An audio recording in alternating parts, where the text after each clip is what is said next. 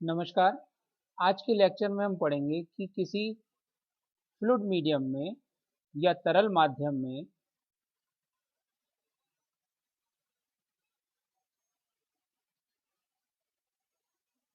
समतल प्रगामी तरंग plane progressive wave किस प्रकार से चलती है, उसका वेग क्या होता है, उसके बारे में हम पढ़ेंगे।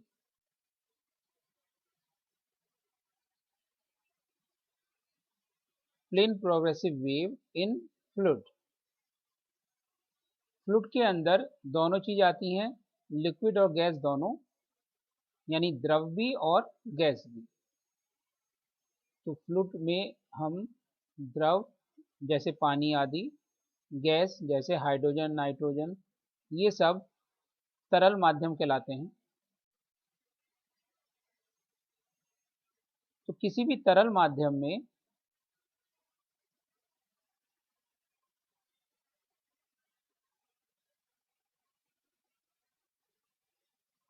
केवल लॉन्गिट्यूडनल वेव चलती हैं, ट्रांसवर्स नहीं।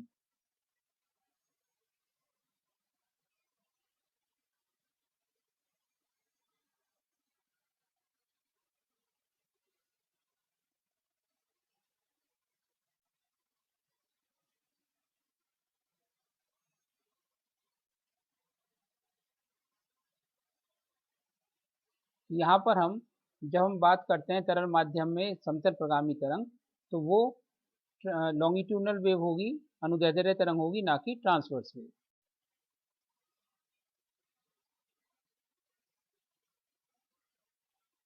इसमें कण तरंग की दिशा के अनुदिश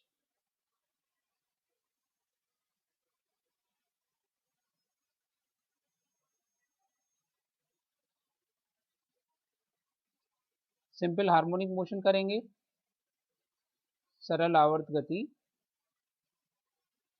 करेंगे और किसी समय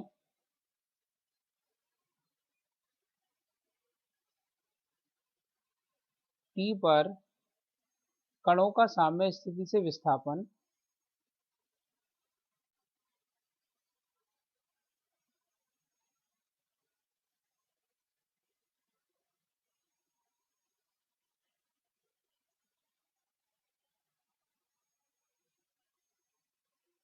स्मॉल y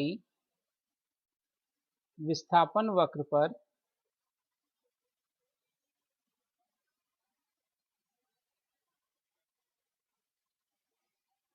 x अक्ष से लंबवत दूरी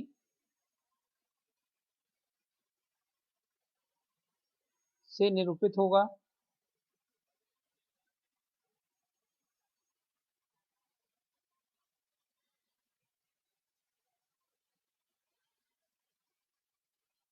तो प्लेन प्रोग्रेसिव वेव लिक्विड के अंदर, तरल माध्यम में, फ्लूइड में अगर हम लेते हैं तो साइन वेव होगी, क्योंकि जो कण है वो सरल आवर्त गति कर रहे हैं। और किसी कण की माध्य स्थिति से उसका डिस्प्लेसमेंट एक्स एक्सिस से परपेंडिकुलर डिस्टेंस y से रिप्रेजेंट होगा। मान लीजिए बिंदु P है जिसकी साम्य स्थिति x अक्ष पर डिनोट की गई है, और ये तरंग v वेग से किसी फ्लूइड में चल रही है। द्रव यानी कि लिक्विड और गैस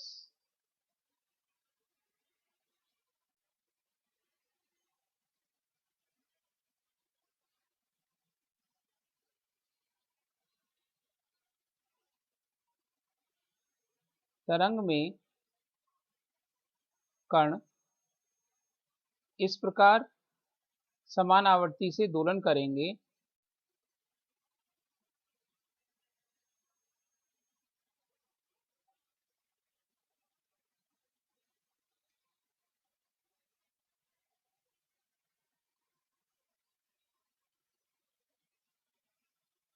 कि एकांतर क्रम में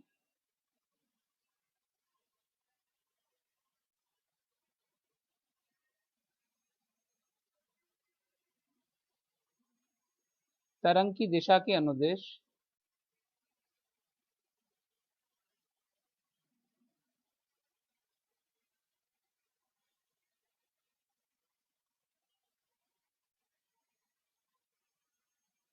संपीड़न व विल्डन प्राप्त होंगे। संपीड़न मतलब कंप्रेशन और विल्डन मतलब रेयरफेक्शन।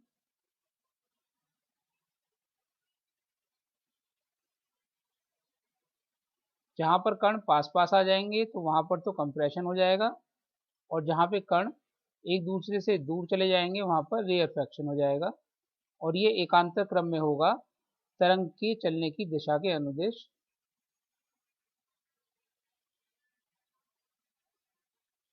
यहाँ पर हमने तरंग मानी प्लस एक्स दिशा में जा रही है, तो कंप्रेशन और रेयरफेक्शन जैसे हम एक्स डायरेक्शन में मूव करेंगे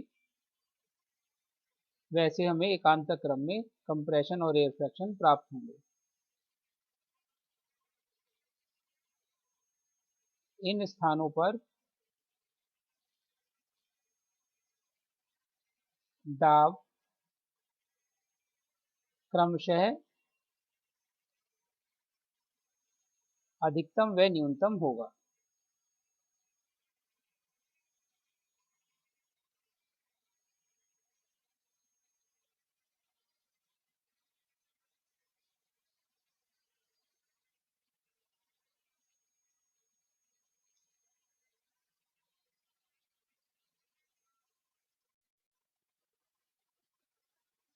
हम मान लेते हैं कि माना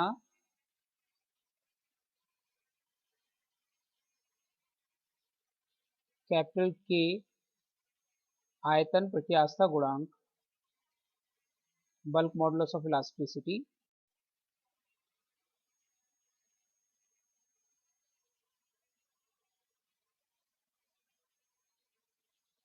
के तरल माध्यम में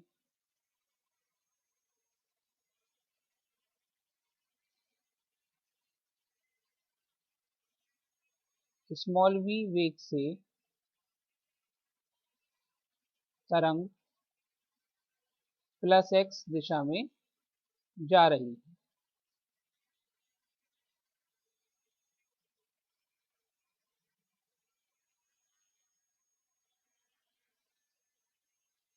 माना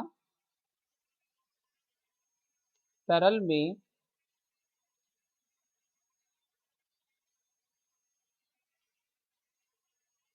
चित्रानुसार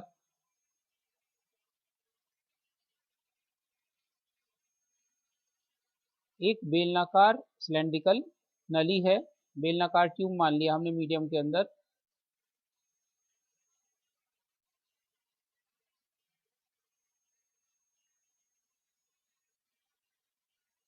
जिसके एक सिरे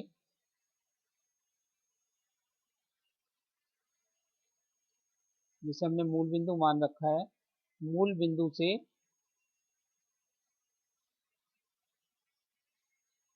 स्मॉल एक्स व small x plus delta x दूरी पर दो तल, दो लंबवत तरंग संचलन की दिशा के लंबवत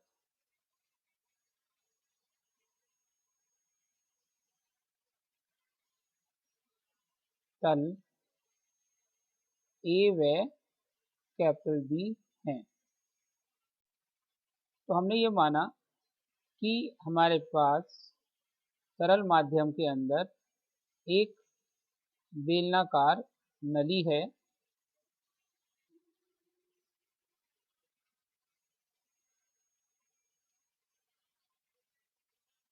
जिसका एक सिरा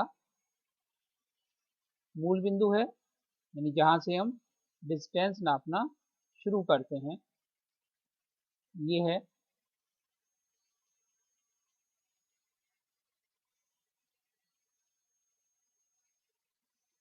ये एक्स एक्सिस है, और बेलनाकार नली के जो क्षेत्रफल है वो लंबवत है एक्स अक्ष के।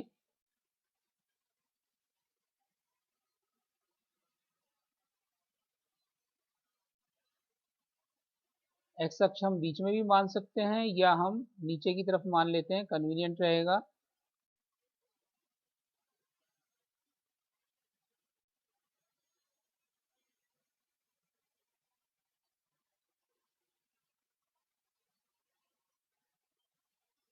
और इसका एक सिरा मूल बिंदु है, यानी कि स्मॉल एक्स की वैल्यू 0 है। अब हमने ये मान रखा है कि x इज इक्वल टू 0 से डिस्टेंस x पर एक तल A और एक तल B है,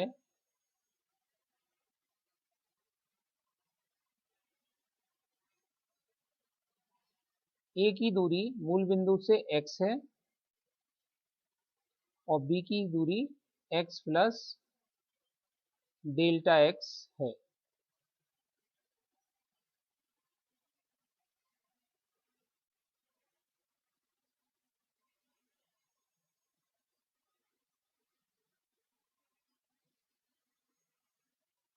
माना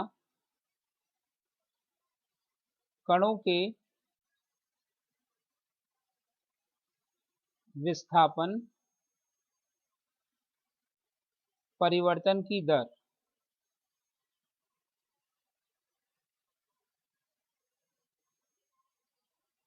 x अक्ष के अनुदेश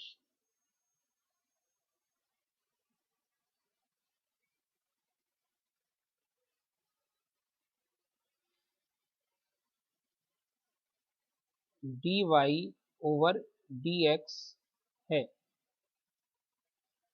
ये चीज इंपॉर्टेंट है कि rate of change in displacement along the x axis is dy over dx, यानी कि अगर हम x में dx x डायरेक्शन में dx डिस्टेंस मूव करें तो डिस्प्लेसमेंट में चेंज आएगा dy का, यानी ये रिप्रेजेंट कर रहा है change in displacement of particle with respect to unit change in distance along x axis। तो dy over dx समझना बहुत आवश्यक है। तो अब मान लेते हैं कि t समय बाद बिंदु जो तल A है वो A से A डैश हो जाता है और B से B डैश हो जाता है। माना dt समय में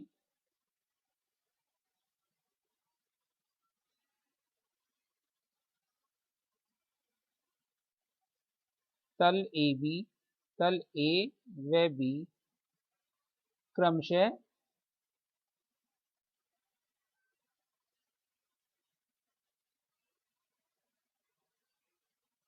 A डैश व B डैश पर पहुंच जाते हैं। यहाँ पर ये ध्यान रखने वाली बात है कि A और B कण नहीं है, बल्कि ये उन कणों को प्रदर्शित करते हैं जिनका कि विस्थापन एक जैसा है। ऐसे ही B उन कणों को प्रदर्शित करते हैं जिनका कि विस्थापन एक जैसा है। तो कण शिफ्ट नहीं हुए, बल्कि dt समय बाद ऐसे कणों का तल जिनका वही विस्थापन है जो dt समय पहले A का था वो A डैश होगा, और ऐसे कणों का तल जिनका विस्थापन वही है जो dt समय पहले B का था वो अब B डैश होगा।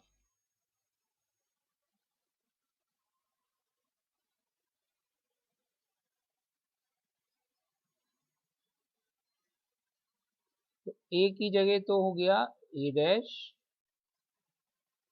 dt समय बाद ये आ गया A डैश, और B हो गया, पहुंच गया यहाँ पर, इसको हमने रिप्रेजेंट किया B डैश से।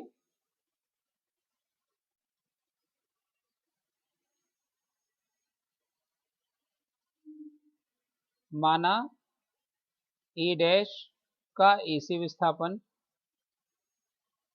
dt समय में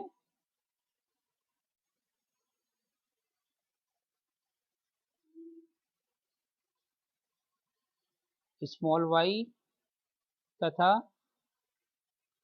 B डैश का B से विस्थापन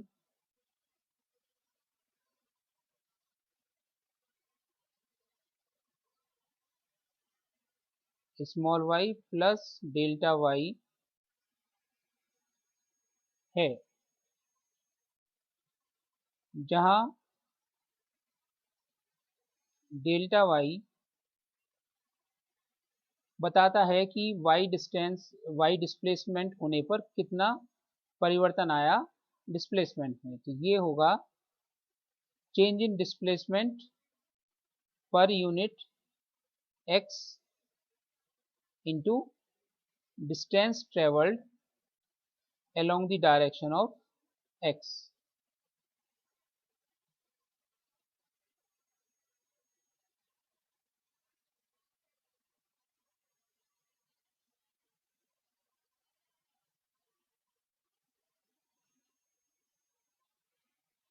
तो a और a डैश के बीच में विस्थापन है y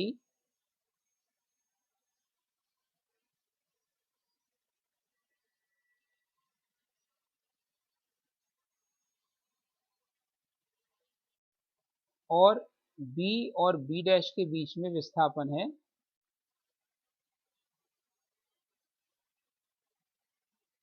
y plus delta y।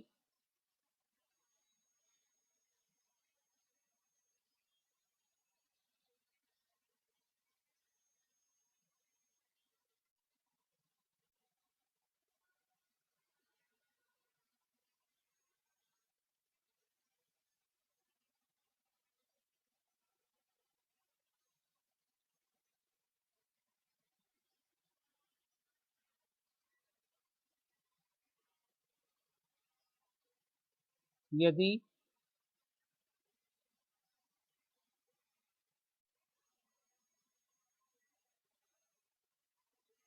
माना नली का अनुप्रस्थ क्षेत्रफल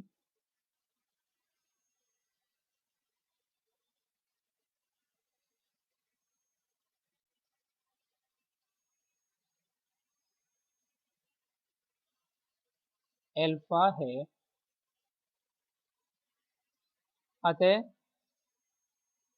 a व b के बीच आयतन, जो कि प्रारंभिक आयतन कहलाएगा,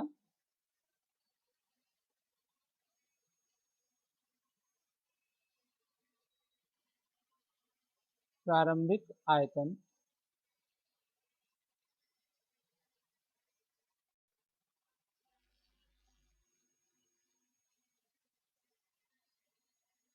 we I is equal to alpha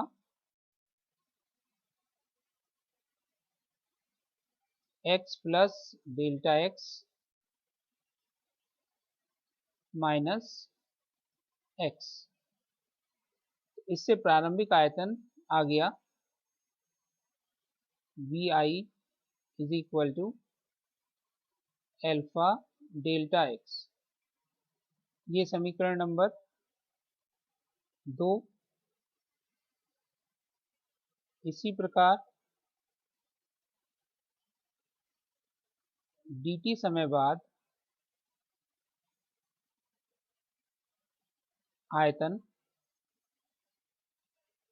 we F is equal to, तो dt समय बाद जो a डैश और b डैश की पोजीशन होंगी उसको ले लेंगे हम एल्फा। a डैश की पोजीशन है और b डैश की पोजीशन के हिसाब से हम ले रहे हैं, तो x प्लस डेल्टा एक्स पहले b डैश की position plus y plus delta y minus x plus y। इसको जब हम ओपन करेंगे तो ये आ जाएगा alpha delta X plus delta Y. ये हो जाएगी समीकरण number 3।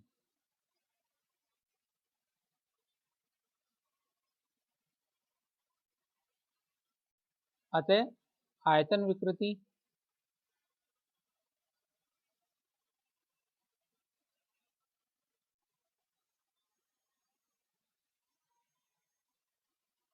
Is equal to V F minus V I upon V I, ये हो जाएगा alpha delta X plus delta Y minus alpha delta X over alpha delta X.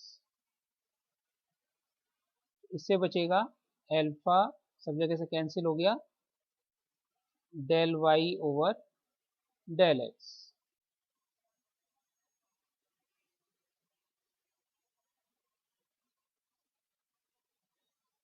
और समीकरण एक से del Y over del x की value, समीकरण एक से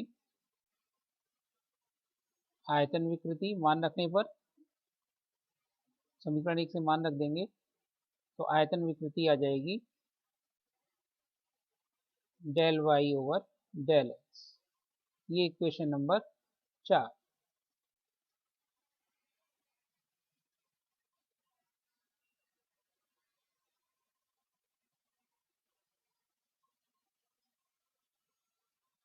तो हमने ये देखा कि dt समय बाद ए और बी के तल के बीच का जो आयतन है उसमें चेंज आ गया।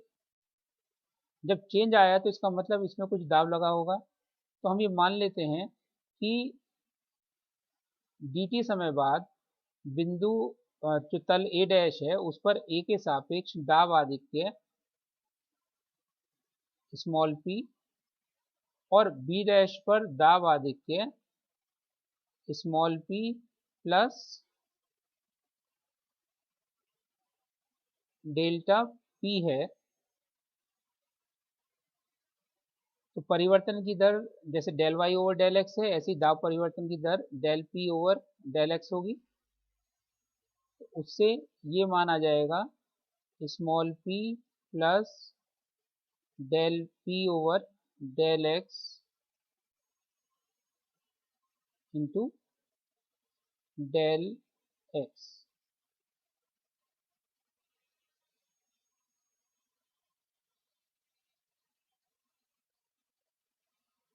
माना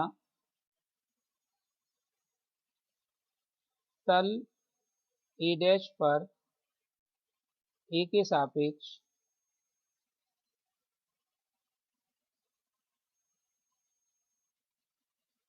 दाब आधिक्य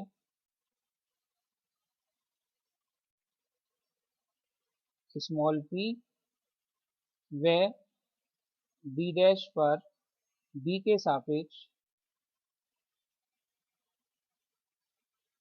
दाब आधिक्य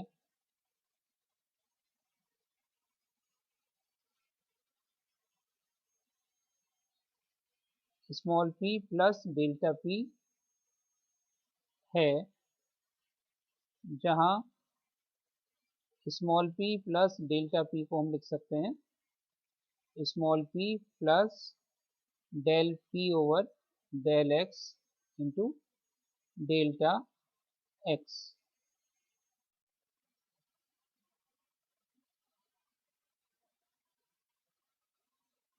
5 इक्वेशन 5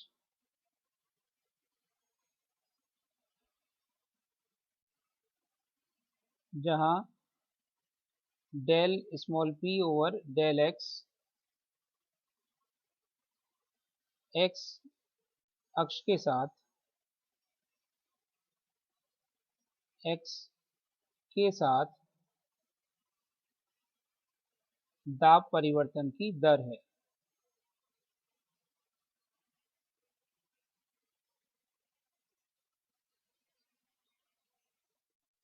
तो अब हम देखते हैं कि तल ए डैश व बी डैश पर चित्रानुसार दाब क्रमशः बाहर व अंदर की ओर लगेंगे।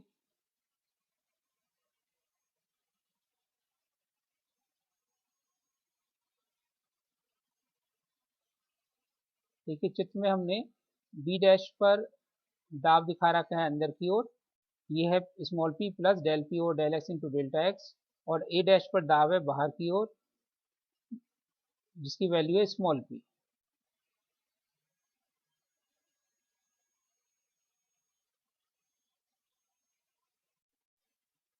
अतः इन दाब के कारण नंबर 1, समान व विपरीत दाब आधिक्य एक्सेस प्रेशर स्मॉल p तरल में विकृति उत्पन्न करेगा, आयतन विकृति उत्पन्न करेगा।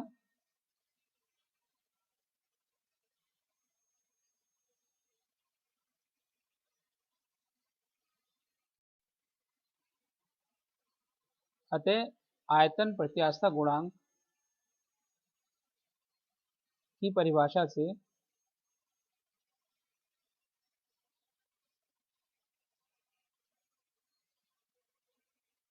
Capital K is equal to minus दाब बटे आयतन विकृति।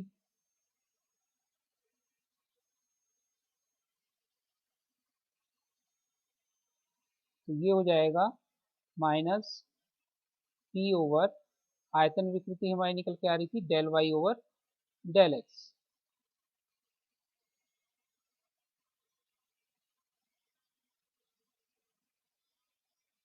ये आई थी आयतन विकृति समीकरण 4 से।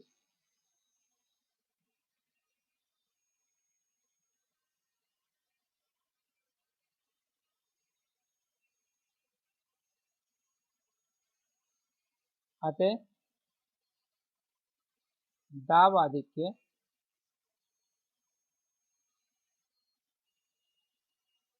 Small p is equal to minus आयतन प्रत्यास्थता गुणांक फ्लूइड मीडियम का into del Y over del X. ये फॉर्मूला आ गया किसी फ्लूइड के अंदर अगर कोई अनुदैर्ध्य समतल प्रगामी तरंग चलती है तो उसके अंदर दाब आधिक्य किसी भी पॉइंट पर स्मॉल p की वैल्यू इस फॉर्मूले से दी जाएगी। इसे हमने मान लिया समीकरण number 6।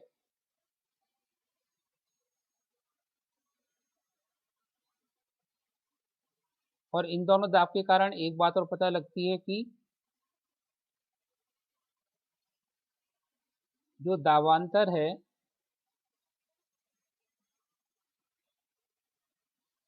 Del p over del X into delta x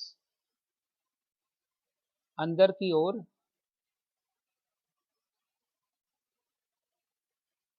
प्रत्यानन बल उत्पन्न करेगा।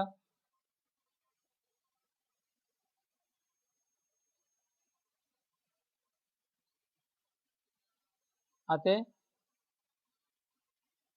प्रत्यानन बल रिस्टोरिंग फोर्स माइनस इसलिए लिया क्योंकि अंदर की ओर है, ये हो जाएगा अल्फा इंटू प्रेशर एक्सेस, यानी कि ये आपका जो टोटल ए डैश और बी डैश पे प्रेशर लग रहा है उनमें जो डिफरेंस है वो हो गया del P over del X into delta X. तो ये हो गया प्रत्यानन बल समीकरण 7। यदि तरल माध्यम का घनत्व डेंसिटी ऑफ फ्लूइड मीडियम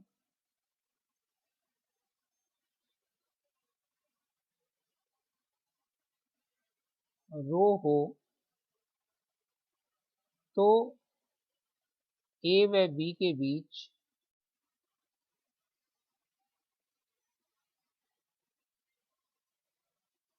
माध्यम का द्रव्यमान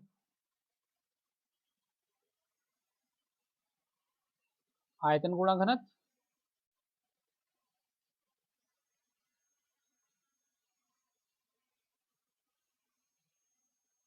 M A B is equal to आयतन था ए और बी के बीच का एल्फा डेल्टा एक्स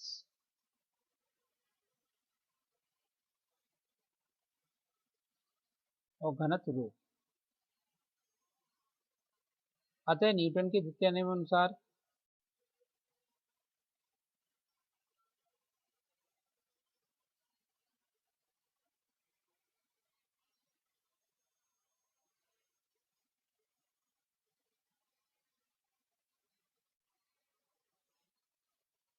प्रत्यानन बल इज इक्वल टू द्रव्यमान इंटू त्वरण, जो कण का त्वरण है, del square Y over del T square. Equation number 8। अब समीकरण 7 और 8 एक ही प्रत्यानयन बल को निरूपित करते हैं।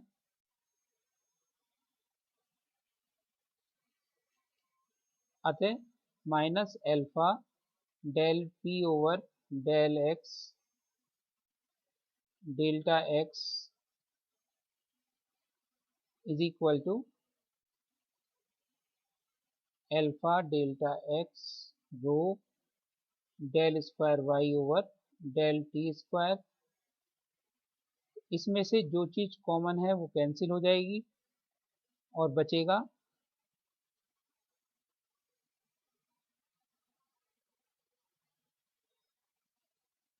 इधर लेफ्ट हैंड साइड में बचेगा minus del P over del X is equal to rho del square Y over del T square. समीकरण 6 से हम जानते हैं स्मॉल p की वैल्यू है minus K del Y over del X. तो समीकरण 6 से मान रख देंगे, ये हो जाएगा minus del over del X minus capital K आयतन प्रत्यास्थता गुणांक del Y over del X is equal to rho del square Y over del T square.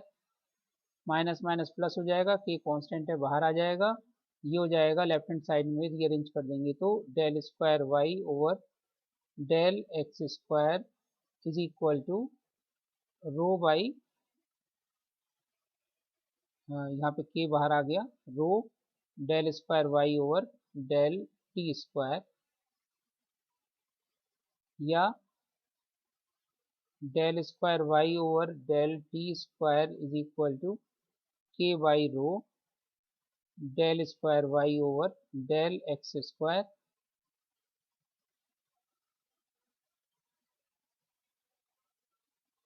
समीकरण नंबर 7, यह प्रगामी तरंग की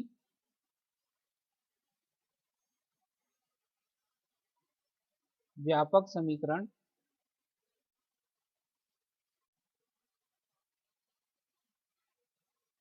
del square Y over del T square is equal to we square del square Y over del X square जैसी है। अतः तरंग का वेग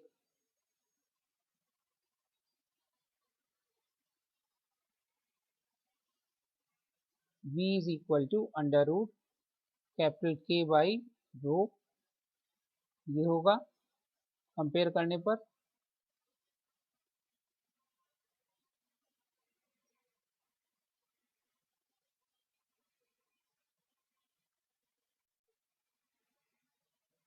तथा तरंग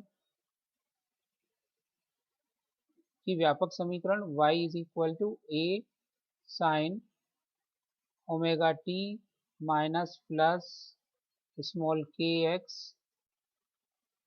प्लस माइनस पाई होगी।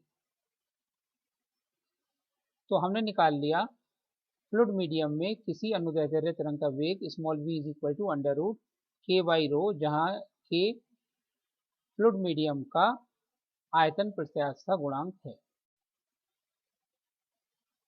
इसे समीकरण नंबर 8।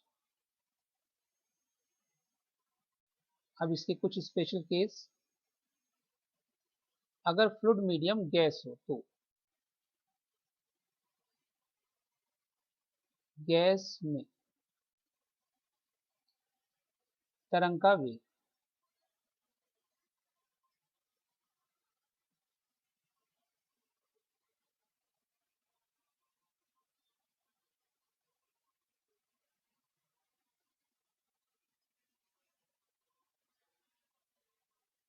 तो गैस में हम जानते हैं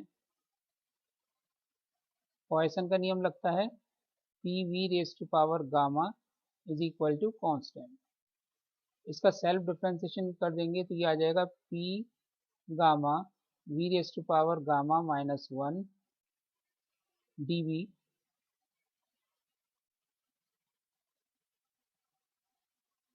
plus V raise to power gamma del P is equal to 0। First term में हमने v से मल्टीप्लाई कर दिया और v से डिवाइड कर दिया तो ये हो जाएगा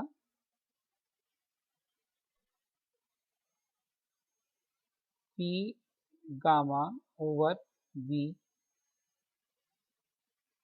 v raise to power gamma del v plus v raise to power gamma del p is equal to 0।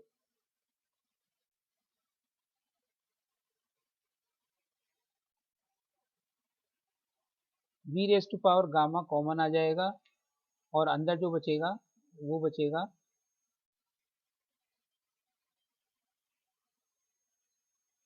p gamma over v del v plus del p is equal to 0।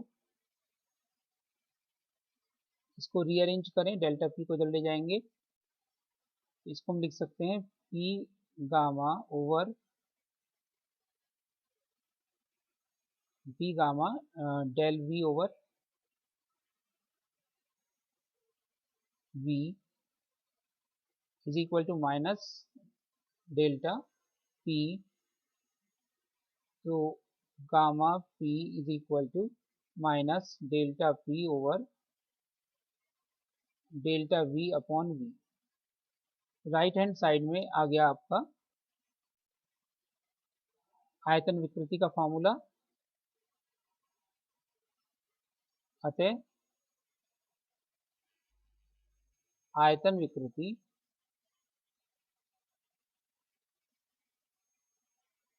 Capital K is equal to minus delta p over delta v over आयतन प्रत्यास्थता गुणांक, ना कि आयतन विकृति, आयतन प्रत्यास्थता गुणांक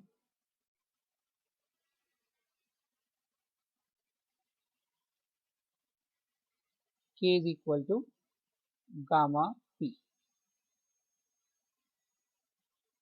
इस कारण तरंग का गैस में वेग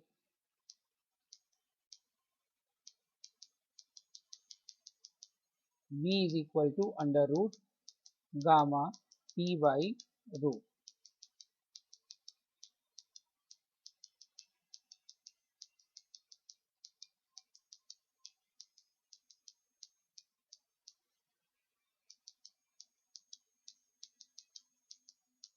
वेग पर ताप का प्रभाव।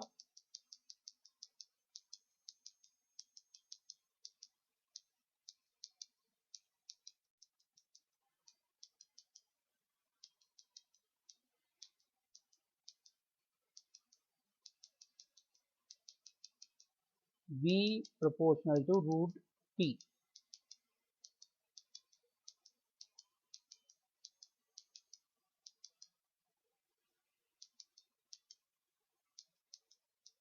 वेग पर आर्द्रता का प्रभाव, ह्यूमिडिटी का इफेक्ट।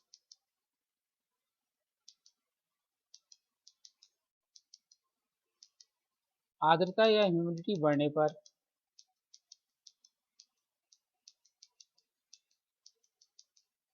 घनत्व रो घटता है, अतः v proportional to 1 by under root rho से आर्द्रता बढ़ने पर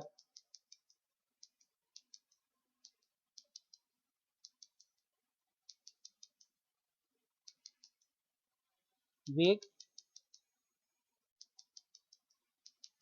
बढ़ेगा। ऐसे हम ये कह सकते हैं कि टेम्परेचर बढ़ने पर वेग बढ़ेगा।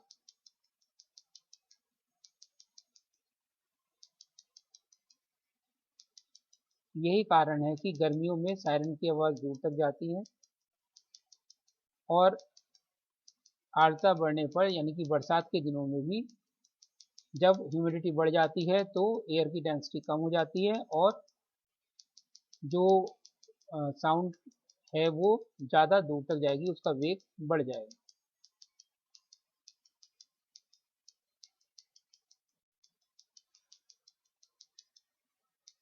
ठोस में वेग,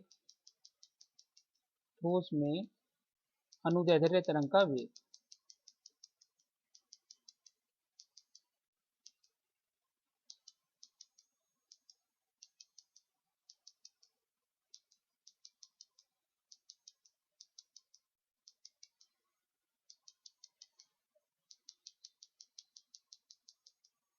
चूंकि कण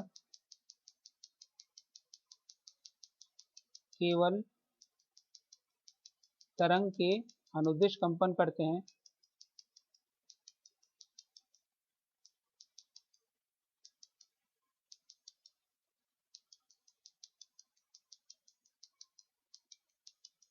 अतः आयतन प्रत्यास्थता गुणांक को हम रिप्लेस कर सकते हैं चाई से।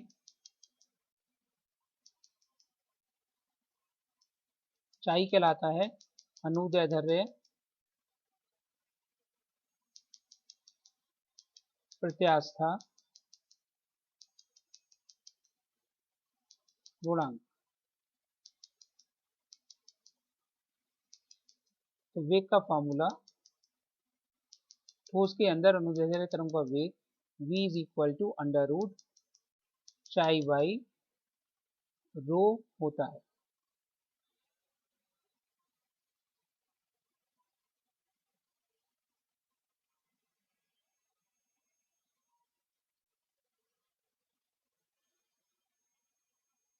सामान्यतः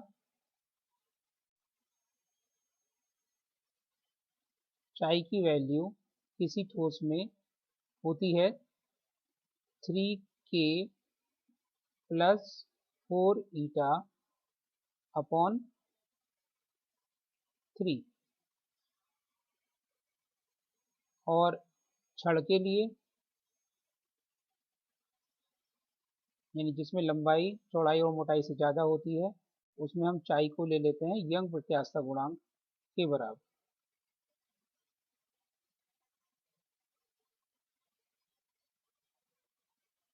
तो वहाँ पर अनुदैर्ध्य तरंग का वेग v is equal to under root gamma upon rho, gamma वहाँ पर यंग प्रत्यास्था गुणांक होगा। नेक्स्ट है एम्पलीट्यूड ऑफ प्रेशर यानी कि दाब आयाम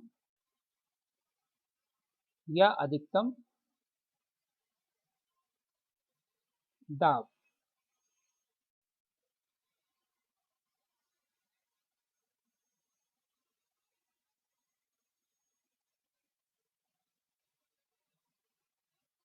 मैक्सिमम प्रेशर और एम्पलीट्यूड ऑफ प्रेशर।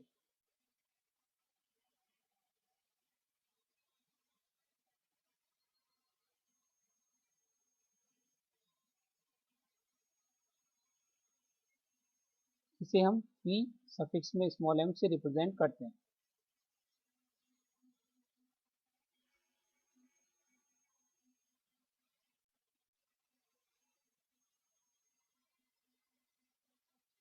हम जानते हैं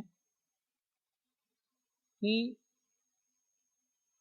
तरंग के कारण दाब आधिक्य एक्सेस प्रेशर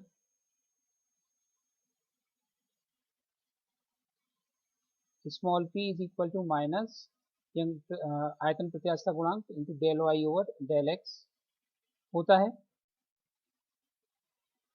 और जो तरंगी समीकरण है, व्यापक समीकरण, वो y is equal to small a sine omega T minus plus small के संचरण नियतांक होता है के एक्स प्लस माइनस फाइव है। अतः del Y over del X is equal to minus A small K cos omega T minus plus K x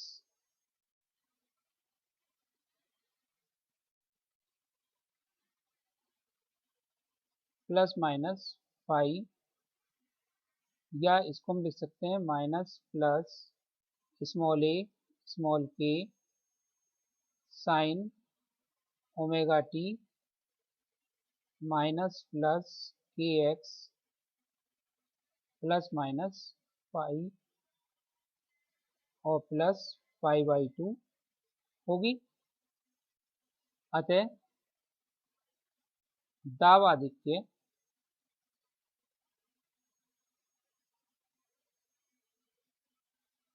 small p is equal to plus minus small A small के capital के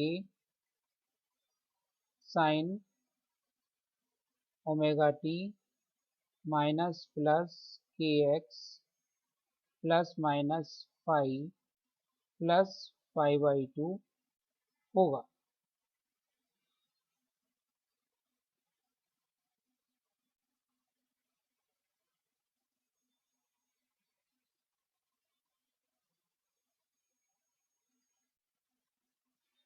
general equation number 1 और ये number 2।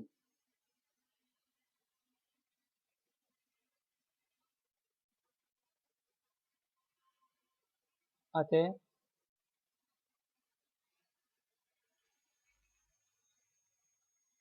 अधिकतम दाब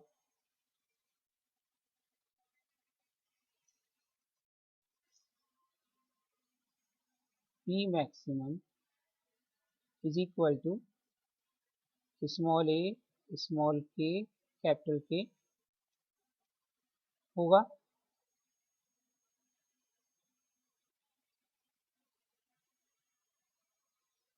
जहां small के संचरण नियतांक है 2 पाई ओवर लैम्डा और capital K is equal to we square rho, क्योंकि v is equal to under root K by rho है, इसलिए P M is equal to a into 2 pi over lambda into v square rho. इसको हम लिख सकते हैं 2 pi ए rho v square over lambda, और lambda की वैल्यू v बाई एन, यानी 2 pi A rho v square over small v by n, n जहाँ पर आवृत्ति है, जहाँ lambda is equal to v by n और n is equal to 2 pi by omega over 2 pi, omega over 2 पाई।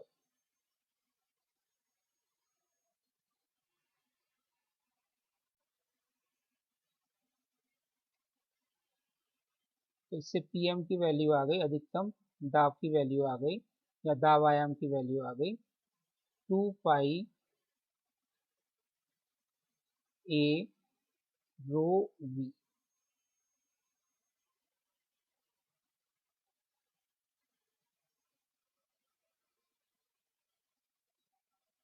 अधिकतम दाब PM is equal to 2 pi A rho V होगा। दूसरी बात, समीकरण 2 से पता चलता है कि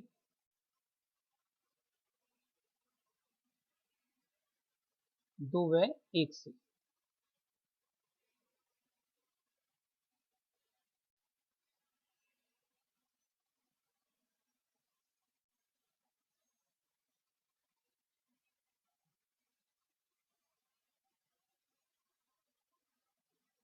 दाब आधिक्य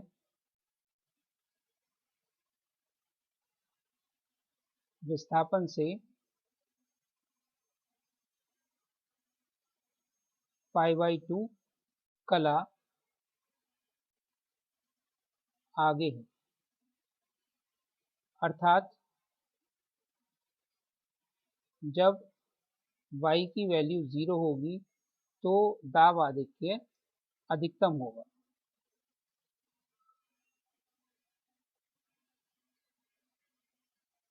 नेक्स्ट पॉइंट,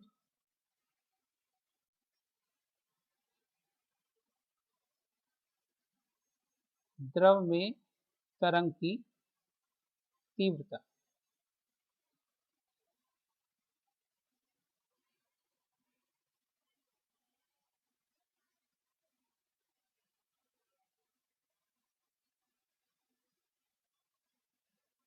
तो हमें ये पता है कि प्रगामी तरंग की तीव्रता हम सिद्ध कर चुके हैं पहले,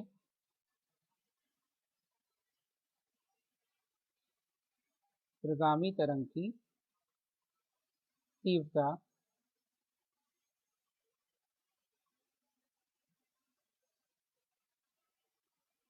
I is equal to 2 pi square n square a square rho v होती है, तथा अधिकतम दाब जो भी हमने निकाला था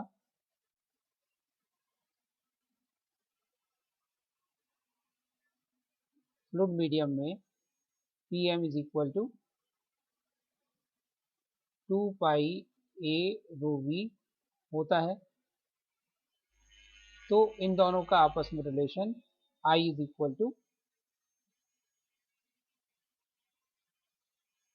Pm square over 2 rho v होगा।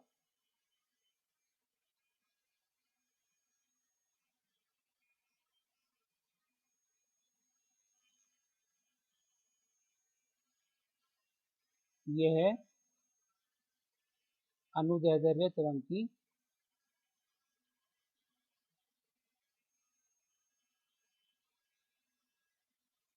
तीव्रता है।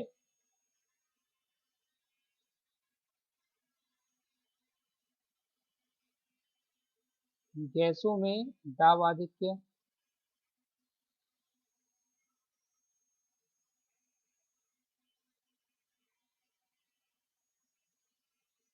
तो हम जानते हैं कि द्रव में, किसी भी द्रव में या तरल माध्यम में हम जानते हैं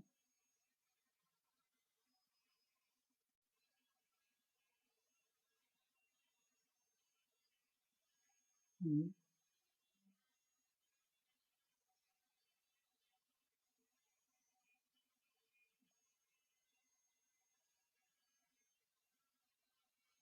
तरल माध्यम की बात कर रहे हैं तो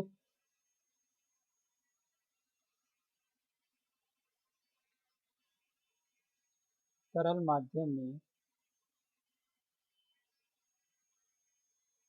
दाब आधिक्य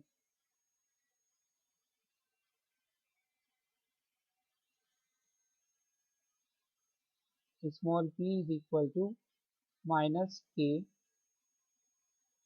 del y over del x होता है, तथा गैस में आयतन प्रत्यास्था गुणांक